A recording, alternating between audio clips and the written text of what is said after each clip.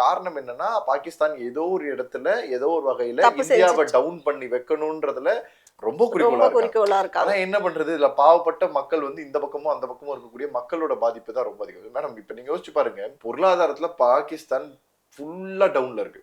1 litre பால் 243 ரூபாய், 243 ரூபாய். கறி 1 கிலோ சிக்கன் இன்னைக்கு நம்ம தமிழ்நாட்டுல இந்தியால 200 ரூபாய்க்கு விற்கப்படுகிற அந்த கோழிக்கறியோட விலை வந்து 860 ரூபாய். அப்ப இவ்வளவு பிரச்சனைகள் இருக்கக்கூடிய இந்த நேரத்துல நீ எதுக்கு இந்தியாவோட போர் புரியணும்னு நினைக்கிற? இந்தியாவை எதுக்கு நீ இவ்வளவு டார்கெட் பண்ண நினைக்கிற? எதுக்கு எல்லா இடத்துலயும் வந்து பெரிய ப்ராக்ரஸ் எடுத்துட்டு வந்து உன்னோட மினிஸ்டர்ஸ்ல இருந்து எல்லாரையும் ஸ்டேட்மெண்ட் விட வைக்கிறீங்க? நடுராத்திரி 2 மணிக்கு ஸ்டேட்மெண்ட் கொடுக்குறாங்க.